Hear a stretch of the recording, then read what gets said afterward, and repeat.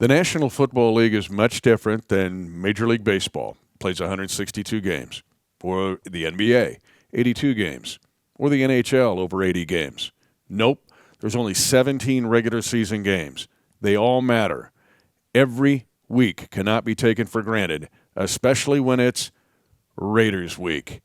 This Defending the Kingdom episode, of course, like them all, brought to you by Ticketmaster. And there'll be many fans that will have used Ticketmaster to get into Allegiant Stadium once again, the site of our Super Bowl 58 victory. But this time, it is a Week 8 game against the Raiders. Here comes the end around on a jet sweep. It goes to Hardman, cuts it back, and goes into the end zone, right to left on the jet sweep. Mecole Hardman. Hey, before we jump into the last team and jumping into a Raider week, breaking news here, Matt, and it's the peril of when we record earlier in the week to have something happen, but we're both excited about this because on Wednesday it leaked out early in the morning that DeAndre Hopkins, the three-time All-Pro, probably future Hall of Famer, is now a Kansas City Chief. And it leaked in the middle of the night, too. Ellie woke up early, and I woke up at like 7, and she was like, your phone has been going off for over an hour. Like, what's going on?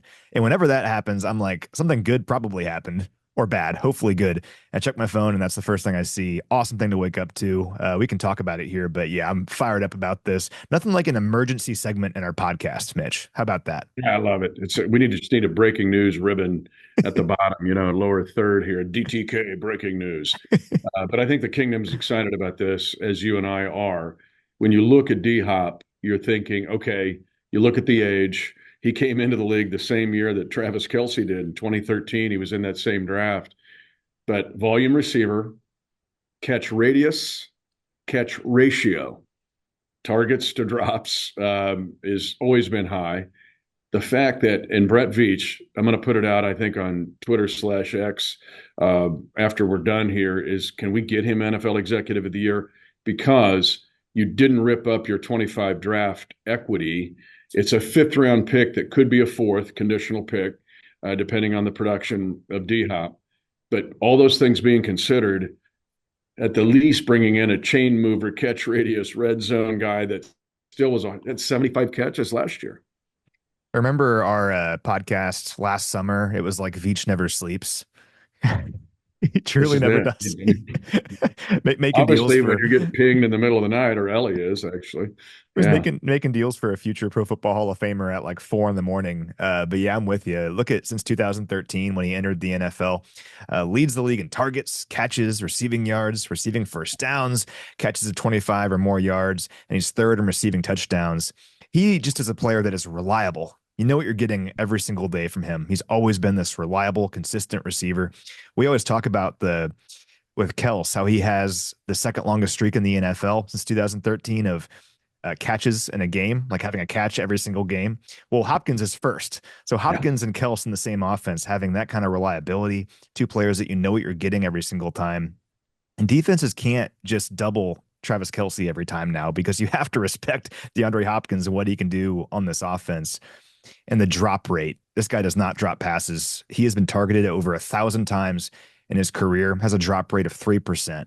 He has like 6 drops since 2020. So this is a reliable chain mover, a guy who's a weapon in the red zone and that you can count on game in and game out. This is super exciting if you're a Chiefs fan. And a tight window catcher, too. I think that's as these weeks go on with him working with Pat, that there will be that kind of understanding and feeling of like, I can throw it into that tight window. Now, what is interesting here about D-Hop is that with our receivers, and we've talked about this on Defending the Kingdom in the past, that our receivers really, since coach has been here, had to know anything. Are they a carpenter? Are they a plumber? Are they an electrician? No, they're all of it. They have to do it all. But with D-Hop, and we were discussing these numbers earlier this morning, roughly 20% of his snaps have been in the slot. That means 80% he's been on the line of scrimmage in the X. So one thing that's different about this one, and I'm really anxious to talk to Coach, is how does he fit this? Because now, for the first time, maybe in the Andy Reid regime in Kansas City, maybe J-Mac a little bit, maybe Jeremy Maclin, but you have an X receiver here that doesn't look like slot move around guy. Yeah, it's interesting. I'm totally with you on that. He's played some slot in his career, but you laid out the numbers. For the most part, he is an outside receiver. So it should be interesting how he's used here in Kansas City. The thing with D-Hop, to get back to the reliability point, sometimes you don't like having a player who only plays the X because they're not always winning. Well, D-Hop in his career has proven that he can be out on that island because he's going to win. He has a contested catch rate of like 60% for his career. So think tight window throws. And again, just being a chain mover, it's 3rd and 8. Where is D-Hop? Because D-Hop has made a living on plays like that and in situations like that. I looked this up. 70% of his career catches have gone for a first down or for a touchdown. He's averaging over 13 yards per catch in his career. And last year in Tennessee, when the Titans offense was not very good, I mean, you went between Will Levis and Ryan Tannehill. They're 28th in the NFL in total offense. He still put up 75 catches for over 1,000 yards. He led the Titans in just about every offensive category in terms of throwing the football. And that was with defenses knowing he was the guy. He was the focal point, still got his numbers. So you drop him into a culture like this with Patrick Mahomes with a chance to go after a 3rd consecutive Super Bowl. I think he's going to be excited, reinvigorated. And I'm just can't wait to see what he can do almost right away on this offense because he's proven year in and year out he can be the guy. And you throw him in with Patrick Mahomes and Travis Kelce and what we have going on here. It's a pretty big deal. I'm fired up if you can't tell. I'm real fired up about it. And just and the way that it came down as far as cap, preserving equity in the 25 draft, getting a all-pro receiver, not just a Pro Bowler. And one thing he'll do, Matt, is that if you think of the way people play Kels, where either 1 or 2 or 1.5 guys are occupied by Kels, now you have a guy that will totally get at least the attention and of the defensive play callers of at least one guy, meaning you cannot let D-Hop, if I'm a corner, depending on who I'm taking, I can peek my eyes inside, or my scheme is such where I'm occupying 2 on Kels, but I can peek away maybe, not now, not with D-Hop. So what does that do? It opens the door. Think about this, Matt, for Xavier Worthy, for Justin Johnson, for the other receivers who may line up in the slot and on the move, because that corner who's got to have total eyes and body on D-Hop. That's a big change here now in this offense when you have an ex-receiver like him. And think about how we've been running the football with Kareem Hunt. Rushed for 184 yards last week.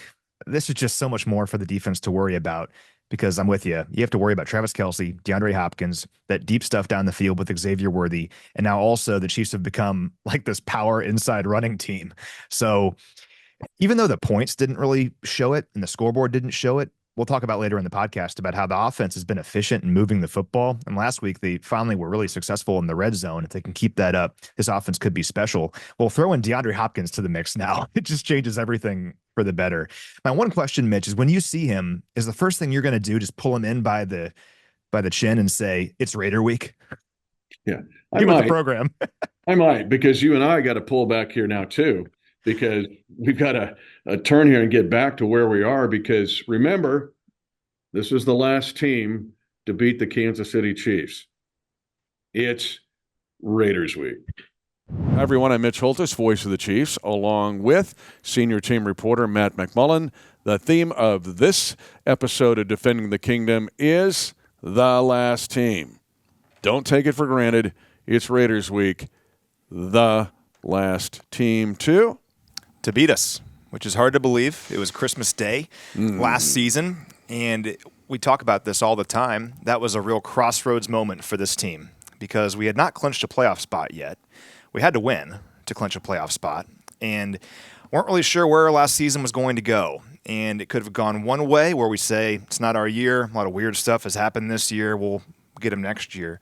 Or we can buckle down and figure this thing out. And think about what's happened since then. We have won 12 straight games, including Super Bowl 58. Pretty cool.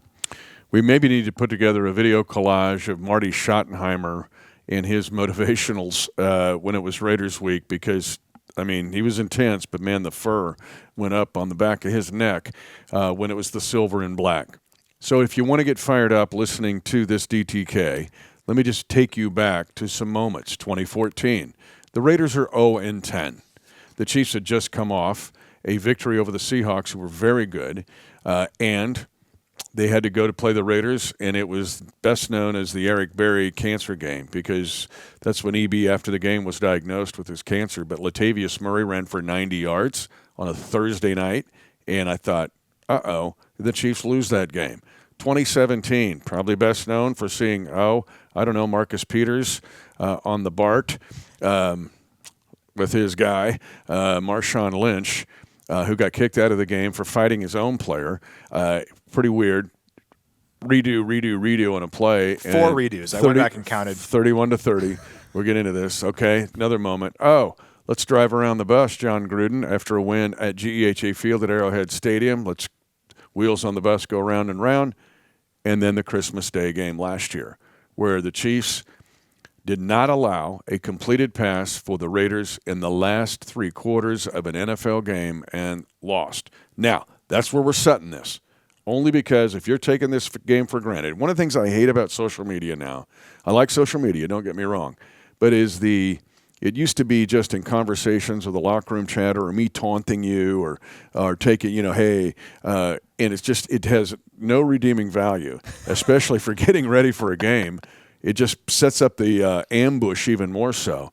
The Chiefs have to be ready to play this game. It is Raiders week. Take nothing for granted, and you better get your fur up on the back of your neck for this one if you're a red-blooded card-carrying member of the Chiefs Kingdom or throughout the world. Oh, yeah. And, there was also 2022, the home game. I think it was Monday Night Football, and they jumped out to a 17-0 lead on us. Now, we outscored them 30-12 the rest of the way. That was the Travis Kelce 4-touchdown game.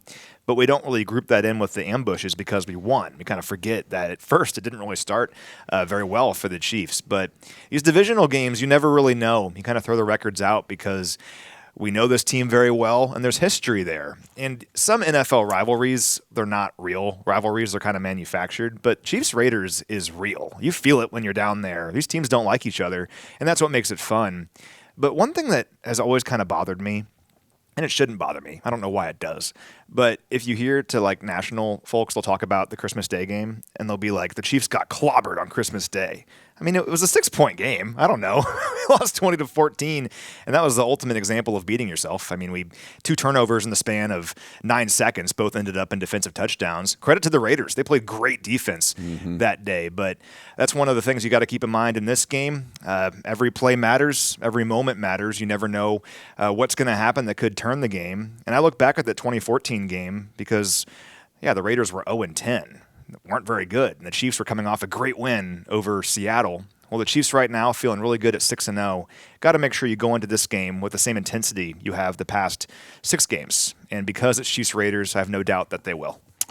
That's the goal of this Defending the Kingdom, is to get you ready for this game and not take anything for granted because it is Raiders week. But we don't want to take going around the world for granted either. This is also, and I don't kid about this, but it's cybersecurity month too, right?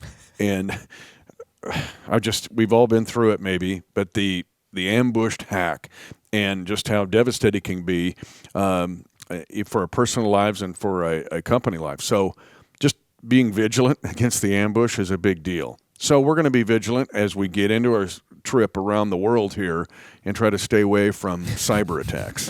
What do we got? I've got 9 for you today. Ooh, 9. Yeah, 9. So for Juju Smith-Schuster, who will not play in this game because of the hamstring, but 9, hopefully he'll be back for Tampa Bay in the Monday night game. And also going for a 9th consecutive AFC West title. And to win that AFC West title, you got to win your divisional games. So got 9 for you today. Paul is in Lakeland, Florida, but grew up in Raytown. He used to sneak into Arrowhead to watch Lynn Dawson when he was 14. I don't condone that behavior, but I think the statute has passed. So I'm glad that you enjoyed watching Lynn Dawson when you were 14. Don't sneak into Arrowhead, but I'm glad that you're still repping the Chiefs. Harder to do that these days. Harder to sneak in. A little bit, yeah. We have a listener in Germany. Rick is in Arkansas City, Kansas. Arkansas City.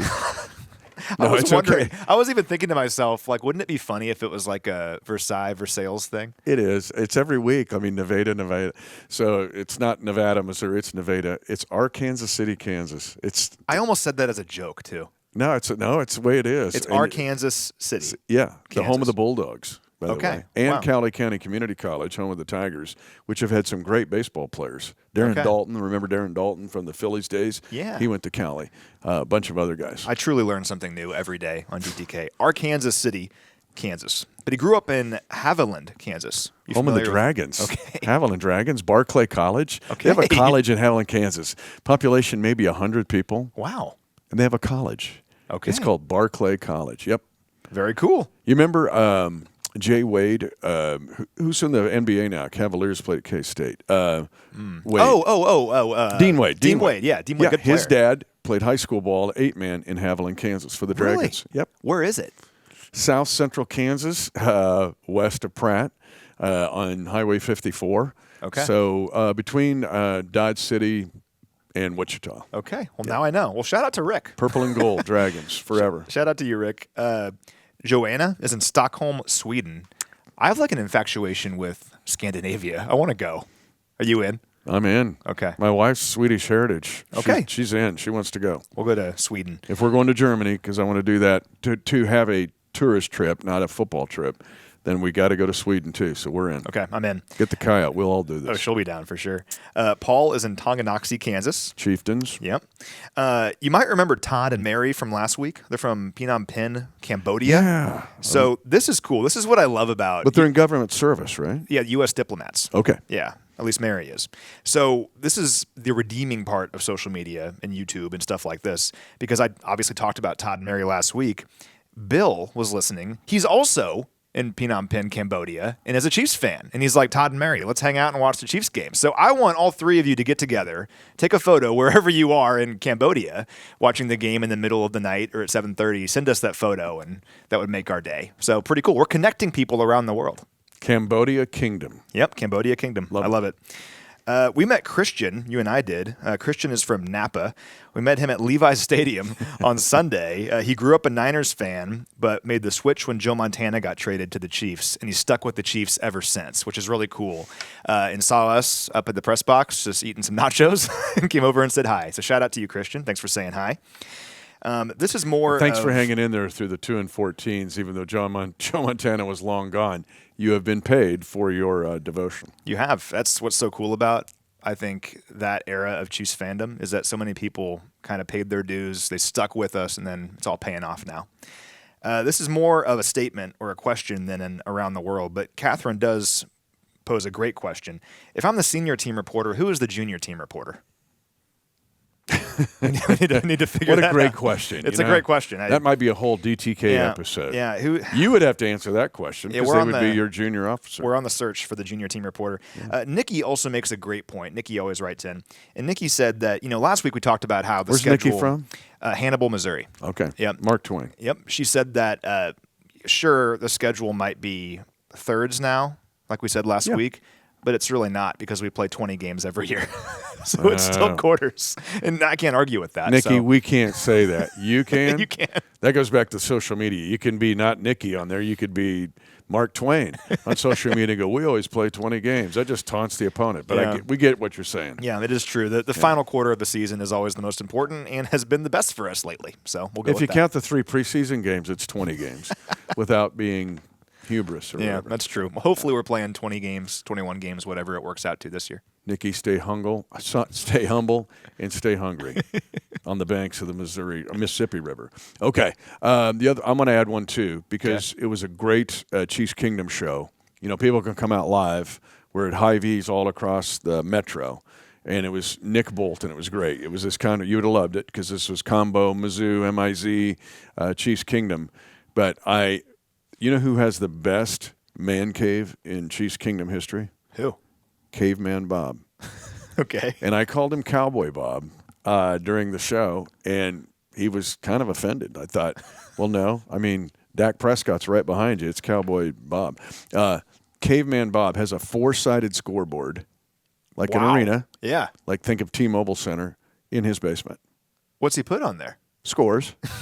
Just random scores. Just scores. Yeah. Okay. It'll be like I don't know. How's the Sacramento Kings Memphis Grizzlies game third quarter? It's 74-58. Okay. He just puts it up there. That's great. That's cool. We've got to get pictures of his cave. Okay. but he's Caveman Bob. So sorry about the Cowboy Bob reference, but there was a lot going on, including the Twisted Sisters were there, the Kingdom Twins, the Geeks, the Redcoaters. Weird Wolf? Weird Wolf was there, but out of costume. Oh, okay. But it is so like rutting. Clark Kent then. He was Clark Kent, Weird Wolf, but it's rutting season, so Weird Wolf was howling. Okay, we're howling too because this is Raiders week, and we're focused. I know we're a little. That's just what we do, though. But we're in on this, and we'll just sound the alarm. We've already given you the ambushes, and that ought to get you fired up enough. But there's enough in this Raiders team to be prepared for. And it starts with Max Crosby. He can totally wreck the party. 6.5 sacks. He once again is among the leaders in the league. He can just completely wreck a drive. And he's got some help now on this defense. Have you seen their third down defense? Yeah, second best in the league. In the league, 30%. Teams have only converted 30% of third downs against these guys. I mean, we'll put out a flare and give you a warning, but this Raiders team, you've got to be prepared to play. You've got to go out there and take care of your business. Yeah, it's interesting. So the Raiders defense is talented, has some good players on it. They're ranked 29th in scoring, but doesn't really tell the whole story. They've been on the field a lot, 81 times. That's the fourth most of any team in the NFL. And their opponent's average starting field position is the 35-yard line. That's worst in the NFL. Now, they do have 87 missed tackles, also most in the NFL. That hasn't helped. But their offense has often put their defense in a lot of bad positions. They're last in the NFL in turnover differential at -13. They lead the league in giveaways with 16. And opponents have scored 59 points on those giveaways, most in the NFL. So their overall numbers defensively don't look great, but they've also been put in a lot of bad positions by their offense, and we have respect for this defense. I mean, we talked about it earlier. We saw what they did last year. And Max Crosby, is a perennial Defensive Player of the Year candidate. So got to be ready for these guys defensively for sure, no matter what the numbers say. Spillane, Devon Diablo, they've got some guys here on this team that can, again, hit the piñata and ruin the party. One guy who is prepared, though, and the Raiders aren't in the Bay Area anymore, but I almost wish they were for our guest this week on Defending the Kingdom, because we're going to get him some virtual glasses to play in. He'll be the first NFL player to wear virtual glasses to play, because every stadium will replicate Levi's Stadium in Santa Clara, because he is just a menace there. We had a chance to catch up with the guy that we don't want to take for granted in the Chiefs Kingdom, Mecole Hardman. He's part of some of the biggest plays in Kansas City Chiefs franchise history. As long as Matt and I, the Lord gives us oxygen on this earth, we're going to talk about it, because we never let people forget about your 58-yard kickoff return in that divisional playoff game down 24-0. That started this whole thing. But what about getting a second chance? This episode is going to be about not taking anything for granted, and you get a chance to reboot this whole deal. Right. I don't know, man. Second chance is gonna be. It's nice. I'm just happy to be here. You know what I'm saying? Like, I think this is the place for me, the place I like to be, the place I'm more comfortable. So just to be able to be a part of anything, or just to be here in this building is everything. What is it about you and Levi's Stadium? You have 4 rushing touchdowns in your career. They're all in Levi's Stadium. How do you explain this? I can't believe it's only my rushing touchdowns in that stadium. I didn't know that until somebody said that. Did you tell me that? I told you that when we were going through. You told me, a check. And I'm like, man. You looked at me like, no. I'm like, I know I got somewhere else, you know. But that's crazy to think about. But hey, I mean, I guess it's a good stadium to get rushing touchdowns in, you know. So I ain't complaining. You've been a part of so many big plays, but I want to ask you about the punt return in this game. Right. Seeing the opportunity, because it was such a pivotal play. Kind of walk us through it, and what did you see? And how much do you recognize of where you're at? This is a returnable one. Well, it was, like I said, it was Big Red, and so that's kind of where the defense stays out on the field. And I think you rarely return those punts with Big Red, because the defense out there, they just looking for the fake, kind of making sure everything is cool on their end. But literally, I was finna fair catch it. When y'all look at the film, you will see my hand go up like a little bit, and because usually when you catch a punt, you want to locate the ball, and you want to kind of like just look in front of you and just see like what's in front of you. Is the gunners, they're down there or they're close to you, and the hang time of the the football. So in that particular moment, I'm like, I'm finna fair catch. I'm like, hold on. I'm looking. I'm like, oh, hold on. There's some space here, and And I'm like, I'm just not gonna afraid catch it. And when I caught it, the left side of the field was just wide open. I took a look and I'm like, yeah, let me go over that way. But that way, it got a big return. So. I want to ask you about the touchdown too, because that was that drive that really kind of sealed the win. And to that point, there had been, I think, 11 plays, 9 runs, pretty much right up the gut. Their whole defense knew a run was coming. You as a playmaker going around the edge, how excited are you knowing, like, I'm going to have a lot of space? Because you were, like, untouched, I think. Right, yeah. When I got around the edge, I'm like, ain't nobody over here. Nobody's over here. I'm like, just get to the power line. Pat said before the huddle, he was like, what did you say? He was like, here we go. He said, 17, hold on to the ball. Don't go out of bounds. I'm like, bet. Gotcha. So just score. I'm like, cool. And so when I was running, Moody was like overplaying a little bit. I'm like, man, I'm just going to cut back and just hopefully I can get it there. And finally, me and the other guy collided, and then Jody kind of gave us the extra push to get in there. So love it. But whether it's a flip pass or a jet sweep, you are a menace on these plays. The coordination with Pat is so good. What about, because it's flawless. Right. Like the defense didn't even have a chance to react. It's like, ding, ding, you're gone. I'm trying to call it. How much of that is you being around Pat? How much of that is you being a quarterback?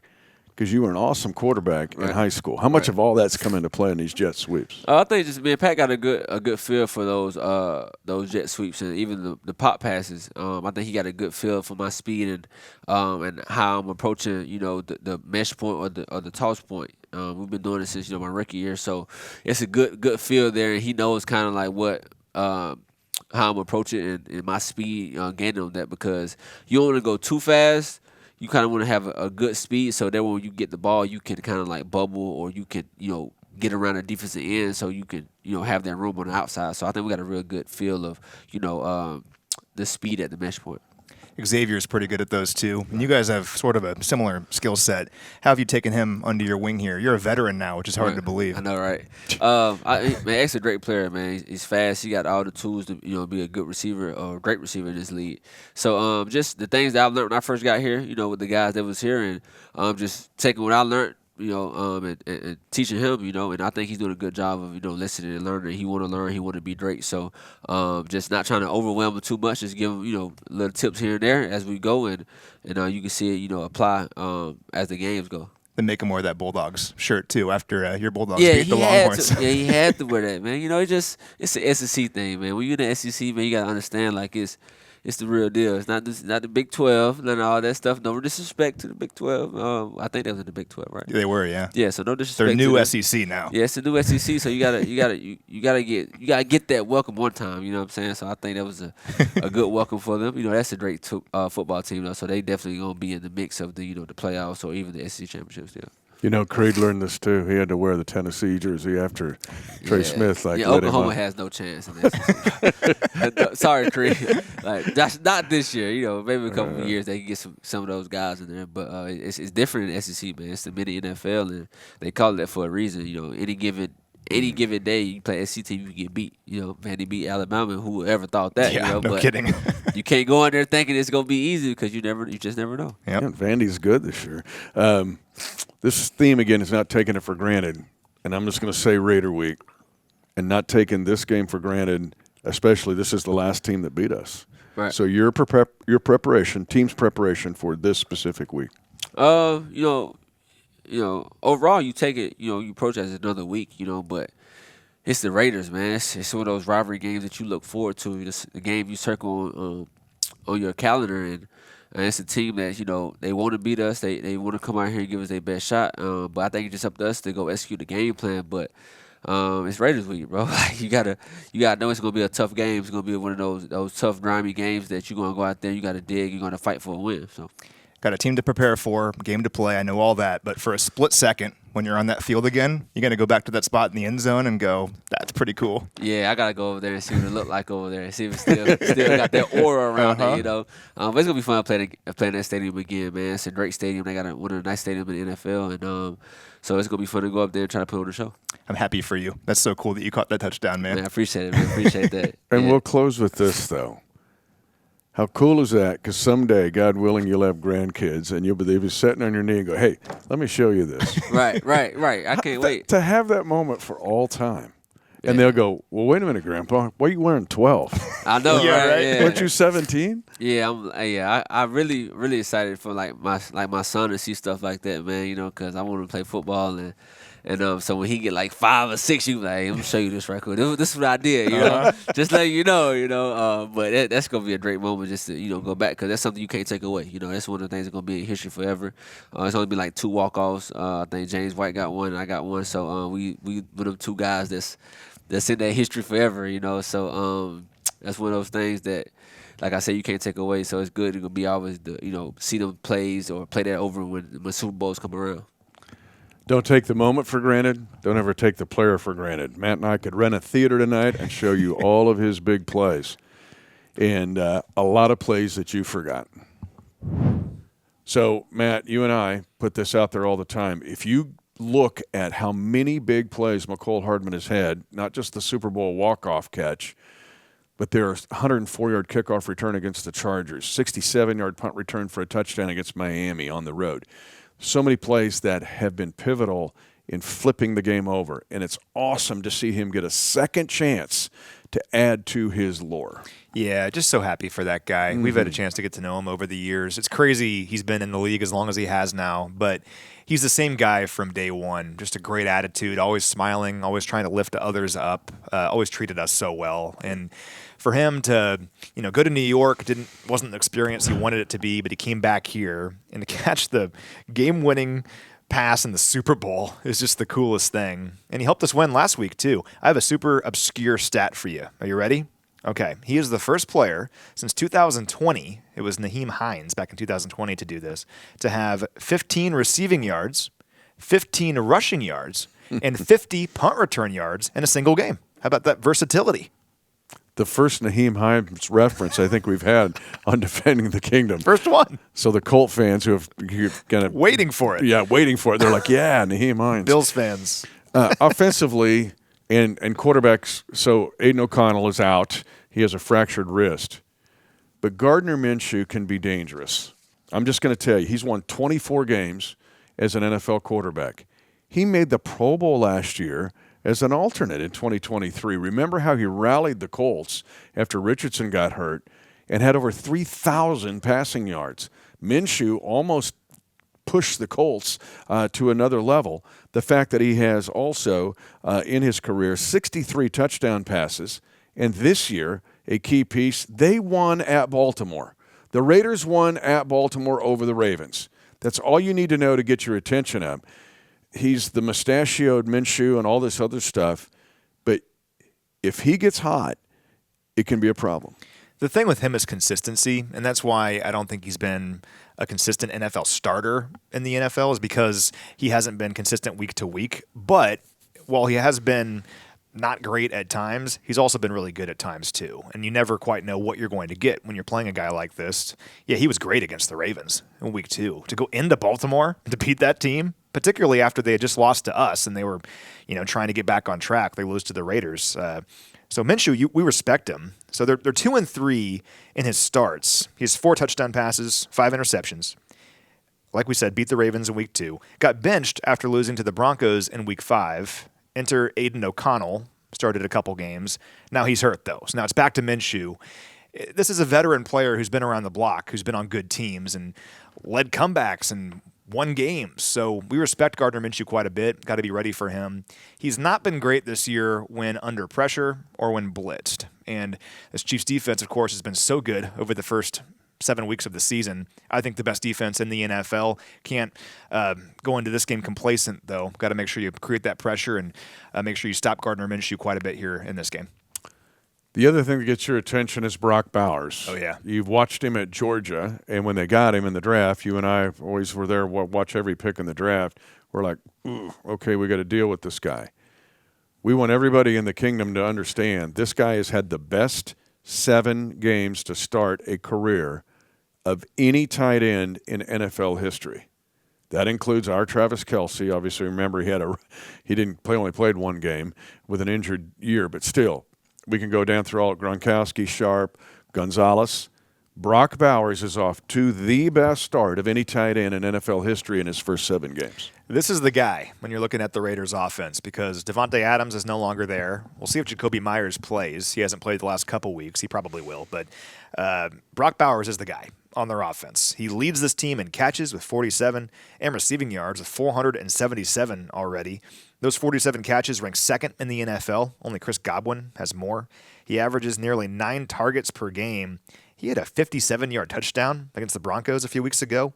And overall, he has 5 catches of at least 25 yards. So he's chain mover guy, but he's also explosive. And really, he is the primary focus for our defense going into this one. It helps that Devontae Adams isn't out there anymore because I looked into the Ravens game. I was thinking, how did the Raiders beat the Ravens in Baltimore? And Devontae Adams was a big part of it. And when Adams and Bowers are playing off each other, certainly helps. Adams is no longer there, but Bowers still hasn't lost a step. I mean, just a really, really impressive rookie. We're going to have to deal with this guy for a long time. Hopefully we get off to the right start defending him here in this game. And I've always respected Alexander Madison. We saw him last year as a Viking. Very effective player. Don't want to get him going. So we'll close this way. Your thoughts on how the Chiefs don't take this game for granted. Remember, it's the last team to beat the Chiefs. That ought to get you fired up. But where do you think the Chiefs go to take care of business in this week? Let's play some Chiefs football. And for the most part, we did that last week against the 49ers. You take out the interceptions, that would have been a really clean game, I think. I mean, look at offensively. We ran the ball for, I think, 184 yards. That was our most since week 4 of last year against the Jets. Really impressive rushing game. We were 4 of 5 in the red zone last week. That had kind of been the issue early in the season. We had moved the football, but struggled in the red zone. Not last week, 4 of 5 in the red zone. And then defensively, I mean, we were just nails. Once again, look at 3rd down against the Niners last week. They were 2 of 11. That was the Niners' worst mark since early in the 2022 season. San Francisco entered that game as the number 2 total offense in the NFL. Think about that. I get that Debo didn't hardly play. I get that Christian McCaffrey wasn't out there, but still, it's a really good offense. Ayuk gets hurt. Yeah, I understand all that. But the Chiefs' defense consistently just were smothering San Francisco and their offense and what they want to do. And that's the key here in this game. Just make sure that the Raiders don't get off to a good start because that's kind of the key theme in a lot of those games that they've ambushed us in. Don't let them get off to a good start, have momentum. Conversely, for us, let's get off to a good start offensively. Let's finish in the red zone. Don't turn the football over, and it should be a good day. But you can never take these guys lightly. There's a reason we have a name for this week, it being Raider Week, because you never quite know what's going to happen. It's divisional football. The good news is Patrick Mahomes is 18-1 on the road against divisional opponents. Let's make it 19-1. I got excited last week when I saw the 3 takeaways because this has been a Chiefs team as great as they've been on defense, and I mean great. And it's really been, Bolt and I were talking about this during the show, on the Chiefs Kingdom show. The numbers have been spectacular. And we know about the string of games, 27 games under 28 points given up. But they've not taken the ball away. To get 3 takeaways in that game and 2 interceptions by rookies, the Raiders have 10 interceptions, the most in the league. You mentioned they have 16 giveaways. It's just ghastly. They've given up 2 scoop and scores and a pick 6. That's part of the 2 and 5. So if to be aggressive, take the ball away from these guys. They're also next to last in last in field position for an opponent. Again, special teams can be a big part of this. And then another part of my favorite stat, Matt, is the next-gen stat that talked about running inside the tackles. Right now, the Chiefs are the number 2 team in the league in success rate in running inside the tackles. And last week was one of the best since next-gen stats came into existence. So Max Crosby's really good, but the Chiefs have become outstanding in running and using those 3 interior offensive linemen. You do that, take it away, almost the same recipe as the 49er game. I think you can take care of business. You want one more kind of obscure stat? This is a cool one, though, and it kind of goes hand in hand with what you were saying about our success running the football. So StatsPass, which is a service that we use, gives us a lot of our numbers that we tell all you. Most awesome thing ever. It's incredible. It's an amazing database. They have a stat called successful plays. Yeah. And here's what it is. It's a little bit confusing. It's anytime the offense gains 40% of the yardage necessary for a first down on first down, or 50% of the yardage needed for a first down on second down, or gains the first down on third or fourth down. Basically, are you moving the football efficiently? The Chiefs lead the NFL in this category at 57.6%. 57.6% of the time, the Chiefs are having a successful play considering the situation. The Raiders are 30th at 42%. So the offense hasn't always finished drives, but what this should do is give you some comfort that the offense has moved the football down the field with regularity. At times, the red zone has been an issue. Turnovers have been an issue. But we kind of saw it last week. When the Chiefs are efficient in the red zone, they're very difficult to beat when you pair it with this defense. If you take away those giveaways, all of a sudden this offense looks very scary. So let's have a game where everything kind of comes together against the Raiders and put some fear into the rest of the NFL as we go 7-0. You know, another big piece of that very stat that you said that nobody's talking about, the Chiefs have the fifth fewest drops of any team in the NFL. Wow. Compare that to last year. They were by far the worst in the league with over 25 drops throughout the year. So don't drop the ball. Go get it. Take care of business here, but do not take it for granted. It's Raiders week. And remember the last time.